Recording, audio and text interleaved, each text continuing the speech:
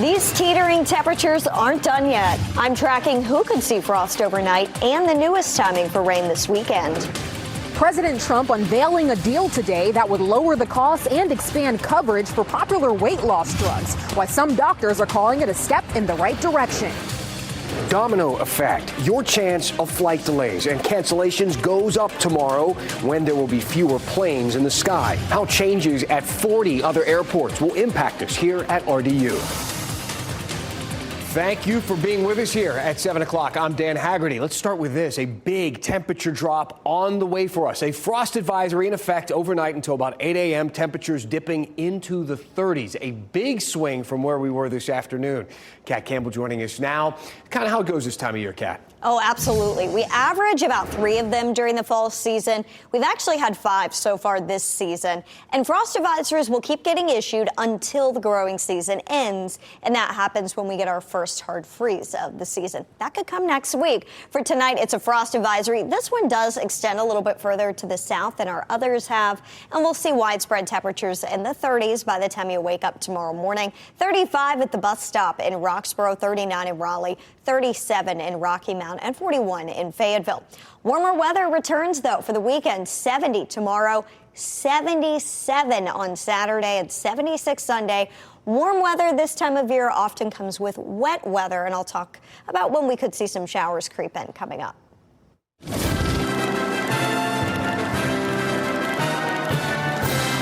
This is just a wonderful, revolutionary time in the history of medicine. That is your quote of the day, and it's coming from the director of UNC Health's weight management program. She's talking about the announcement today that Trump RX, the service announced last month, will offer weight loss drugs at a much lower cost. Those drugs like Wegovy and Zepbound. Prices could come down as low as $250 a month. The question is, who qualifies? And what's in it for the drug makers? WRAL's Kirsten Clark joining us live outside of Novo Nordisk in Clayton. Kirsten, this could be a life-changing thing for a lot of people. Yeah, Dan, weight loss drug Wegovy is made right here at Novo Nordisk. It has truly changed people's lives, helping them to lose weight. And people who once believed they wouldn't be able to see the benefits of those drugs may now have a chance. Now, President Trump, he announced these deals with both Novo Nordisk and Eli Lilly. That's the pharmaceutical company that makes Zepbound. The agreements will lower the cost of these drugs from more than $1,000 a month to as low as $250 a month. And the drugs will be covered by both Medicaid and Medicare. Co-pays for Medicare patients under the deals will be as low as $50. Now, I spoke with Dr. C. Nicole Swiner about the announcement today. She is both a family physician and someone who used weight loss drugs herself. I am a little concerned that because it is kind of government dependent, that it will be a bit unpredictable and maybe, off and on when it comes to people being able to get access to their medication. But at least we're talking about it and paying attention to it. And the pharmaceutical companies seem a little bit more open to make those changes on behalf of the patients. Now, President Trump also announced future oral GLP-1 drugs that are currently being developed. Those will be sold at no more than $149 per month. He says the treatments will be offered directly to consumers at a discount on TrumpRx.gov. That's a website the Trump administration is planning to roll out at the end of this year. Live in Johnston County, Kirsten Clark, WRAL News. All right, Kirsten, thank you. So look, the cost of those weight loss drugs, that was a big piece, if you remember, of how North Carolina restructured its state health plan. The state wanted to cover these drugs, but they were just too expensive, so they had to drop them. We wondered, though, will today's announcement, will it affect things on a state level negotiation in the future? Will things change here? We asked the man in charge of the state health plan, State Treasurer Brad Briner, and his office sent us a statement saying, quote, "We'll be meeting with drug manufacturers in coming months, and we see this negotiation as a useful benchmark for the state health plan when we evaluate options." So the thing is that the Trump administration has this bargaining chip, right, that North Carolina doesn't really have in its arsenal, and that's tariffs. You see, before Trump RX, the president spent months threatening tariffs on drug makers. In July, he said those tariffs would be 200%. In August, he bumped it up to 250%. And on October 1st, he announced a 100% tariff. But there are exceptions, right? Like if the pharma companies invest in the United States. And since January, at least 14 drug makers have announced billions of dollars in new facilities or expanded operations in the U.S. There are also exceptions for companies that lower the drug prices or offer direct-to-consumer services. Pfizer chose that option in October when Trump RX was first announced, and now Eli Lilly and Novo Nordisk are on board too. In return, they get relief from those pharmaceutical tariffs for the next 3 years. Moving on now to trouble on the tarmac. Nationwide, more than 1,000 flights delayed, more than 600 canceled, and all because of the government shutdown. The FAA reducing air traffic by at least 4% because of some staffing problems. And we're wondering, are you flying somewhere for Thanksgiving, maybe for Christmas or New Year's? Because if you are, you should know what to do and what rights you have if your flight gets delayed or canceled. I got some answers from 5 on Your Side's Keely Arthur. All right, Keely, so we know that RDU is not directly one of the airports impacted, but that doesn't really matter. And you explained it pretty well before we went on camera when it comes to the way that everything is connected. Yeah, I want consumers to think about this like a weather event. So if you're at an airport, you look outside, it's really sunny, and then you see your flight is delayed or canceled because of something else going on in another part of the country, severe weather, it's because there's always that domino effect. All these airlines are interconnected. Your flight coming into RDU is coming from Newark and then going somewhere else. So even though RDU isn't one of the named ones, we're probably going to see delays here. And this is like one of those weather events that affects 40 airports around the country. One of the first things I thought about was supply and demand. For fewer seats, the demand is still high.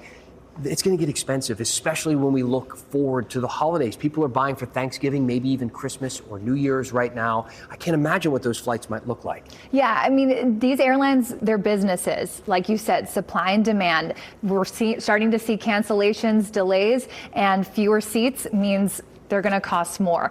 What I want people to know is if you haven't booked for Thanksgiving, do it now, because you should probably book your flight a month or 3 months before your date. But if you're thinking about Christmas, go on Google Flights right now. It's a great resource to just see, is this higher? It will literally tell you, this is a normal price. This is lower than normal. This is higher than normal. We don't know how long this is going to last. So look today, make a judgment call. If it's way higher, then wait it out. And maybe the weirdest part is the flight that you buy that you think you have might not be there when it comes time for takeoff. They might say this is the one of the planes we're grounding. Exactly. And luckily for consumers in that situation, most of the airlines that I've spoken to have said we're going to issue full refunds, even if you bought that basic economy flight, which usually would just allow you to get an airline credit. Different airlines putting out different guidance. The CEO of Frontier Airlines telling consumers something I think that's a little unprecedented, basically saying that people on Frontier Airlines should book another flight on another airline as a refundable flight, just in case their first flight doesn't go out. They're going to automatically have a backup. But that goes back to the cost, because now people are buying multiple flights, and most people don't have that money. Flights are already expensive. You spend all day at the airport on standby, I guess, waiting to see which flight is going to start having some seats open up.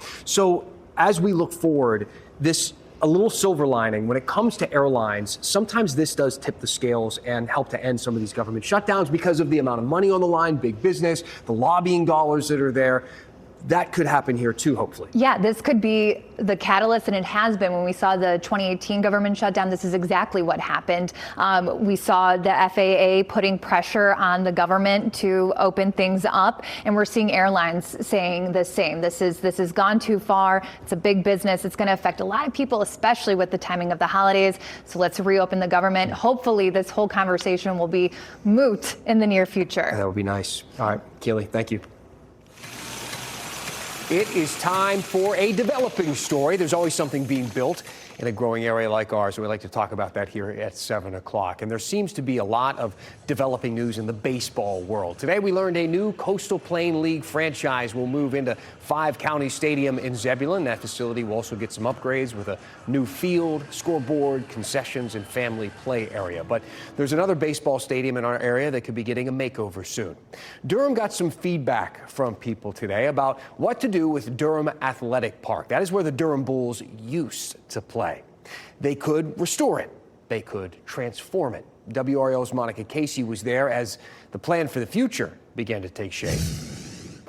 What's next for this beloved Durham landmark? City council members have chosen to move forward with the option to preserve and restore the Durham Athletic Park, keeping the historic features such as the 1939 era brick wall, grandstands, and ticket booth intact.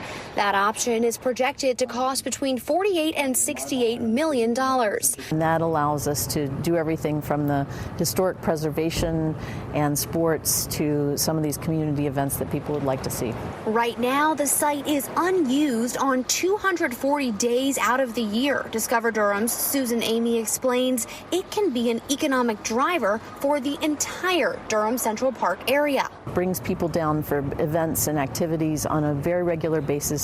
We can program the space out for as many days of the year as we possibly can. Durham Sports Commission Executive Director Marcus Manning told City Council members outside groups have taken notice of the space. Being in the Triangle, we're in one of the best sports ecosystems in the country, and Durham continues to grow.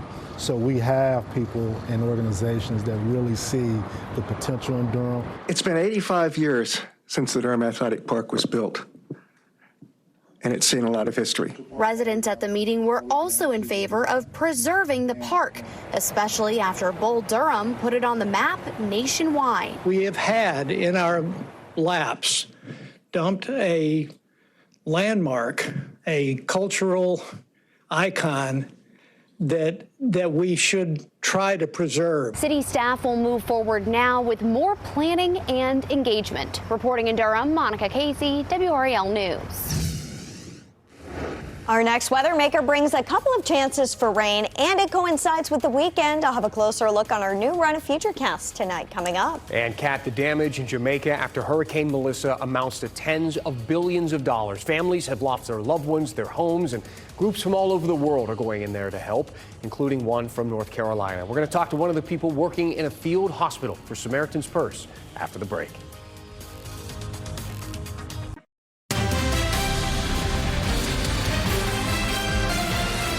It has been a little more than a week now since Melissa made landfall in Jamaica. That hurricane damaged or destroyed just about every structure in the southwestern part of the island there called Black River. And that's the area where North Carolina-based Samaritan's Purse has now set up an emergency field hospital, and they are seeing an influx of people to help. Ashley Rowe spoke with the medical director there. You've just set up an emergency field hospital in Jamaica in the southwest part of the island. Tell me how that is going so far. Yeah, we opened the doors this morning and have been very busy. We've seen a couple dozen patients already, and things are running very smoothly, and we're thrilled to be operational. Explain where you are right now. It looks like you're inside the field hospital, and you've got a bunch of supplies around you. Help us understand what kind of aid you are bringing to people and exactly what goes on inside this field hospital. Yeah, sorry about the helicopter landing right now. It's real life. I'm in the pharmacy and laboratory tent of our field hospital. So we have a 32-bed field hospital. We have a triage and an emergency room department. We have an operating room. I've already done a couple surgeries today. We have an intensive care unit, and then all the extra ancillary items that we need to be able to run the hospital. What's the most common thing that you're seeing folks coming to your hospital? What's the most common thing that you're seeing from them? Yeah, today we've seen a wide variety of things. We've had a lot of injuries and wounds. We had a car accident. Those kinds of things still happen. There's a lot of debris on the road, so cars are navigating a lot of washed out roads. We've seen a lot of wounds and injuries as people are trying to clear the debris around their neighborhoods and their homes. They reach into the heavy piles of debris, and there's sharp metal and glass in there, and they lacerate their arms.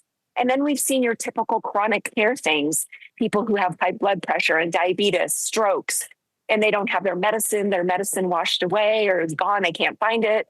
So we're seeing a good wide range of things. The roads are just slowly starting to get cleared so that people can access you guys and access other parts of the island.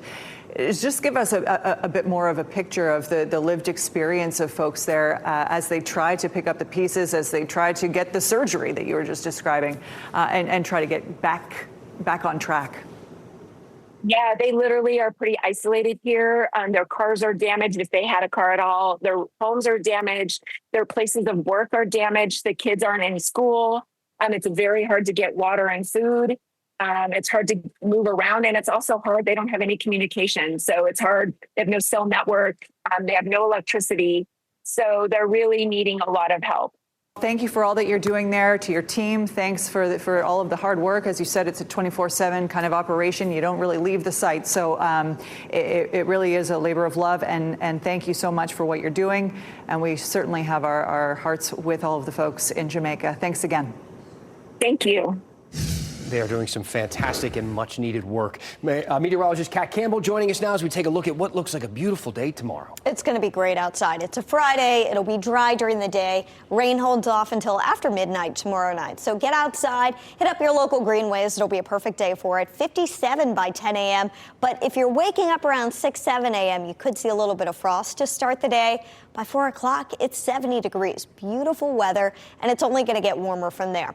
I do want to update you. The drought monitor was updated today, and we saw nice improvements. The severe drought is much smaller on the map in orange, so still Edgecombe County and a sliver of Nash County and Wilson counties, but we are now abnormally dry, so we are out of the moderate drought for the triangle in areas in yellow, the Sandhills, moderate drought for the areas in tan still. But the drop in moderate drought was about 36% of the state last week. This week, it's about a quarter of North Carolina under moderate drought. A step in the right direction. We're still not where we need to be, but we do have a couple of chances for rain on the way. I wouldn't expect these to be too significant unless you were able to squeeze out a thunderstorm. For tomorrow night, some showers roll through between midnight and about the time you wake up Saturday morning. And then we bumped up rain chances Saturday night. Some new high-resolution model data in today did have an uptick in coverage there with another front, and that could last into Sunday. So here comes the next system. It's actually going to come in two fronts. So let's track it as it closes in on North Carolina. For tomorrow, dry during the day, but late tomorrow night, we could see some of that rain swing through the area. Saturday, quiet to start the day. It ends up being warm and beautiful, but Saturday night we could see some rain roll through. And I do think this model is underdone for the rain coverage on Sunday. I think we'll see a bit more than what it's showing, but I did still want to show it to you because Sunday night into Monday, there could even be some snow for the North Carolina mountains, but that air and that moisture will dry up before it gets here into our part of the state. So let's talk about the mountain snow potential. Asheville, if they were to see snow, it probably wouldn't stick or anything, but closer to the ski resorts, they could see 1 to 2 inches of rain. And Gatlinburg could see more significant snow totals this weekend. So we'll keep an eye on some of those cameras for you. Welcome, Pittsboro, to the WRAL Live Camera Network. You are covered in Chatham County. We're excited to have this new Pittsboro camera to debut. It's located at Doherty's Irish Pub and Restaurant if you live in the area, so you kind of can gauge where it is.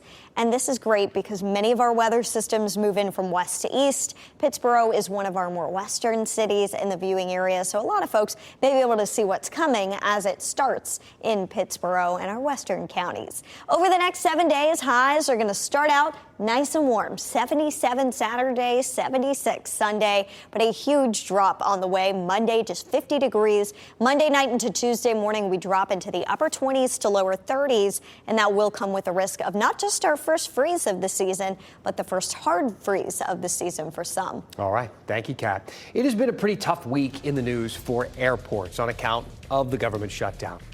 Well, we've got a fun story about a local airport for you.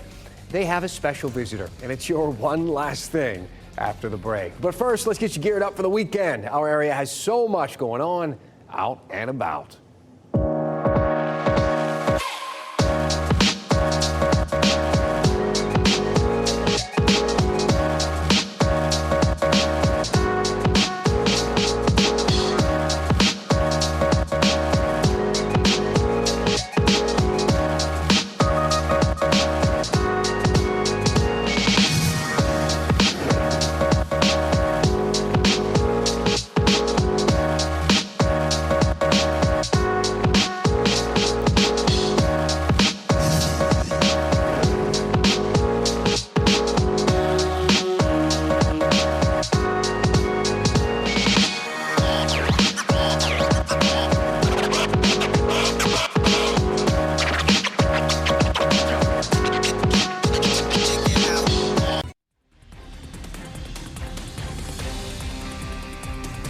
one last thing. It's been a rough couple of days for airports. So we thought we'd share something fun, something positive happening at an airport in our area. The famous Goodyear blimp is spending some time at the Pitt Greenville Airport. It arrived on Wednesday and is set to fly or float away tomorrow. We heard from the woman who pilots it. Blimps are so rare that everybody's always really excited when they do see it. It's a symbol of Americana. So sometimes people have never seen it before, and when they get that first chance to look at it in real life for the first time, it's like an unforgettable experience. I couldn't agree more. There's just something about a blimp. The Goodyear blimp specifically. It came to RDU Airport the last time in 2018, but it's been here plenty of times before that. We found a picture from 1949 posted by the State Archives that shows the blimp flying over Raleigh in the springtime. And again, it is iconic. It's really cool. We appreciate you being with us here tonight. Thanks for making WRAL your choice for local news. We got our next newscast at 10 o'clock on Fox 50 and at 11 back here on WRAL. Have a great night. Watching WRAL News over the air Channel 34 and Spectrum Channel 1257.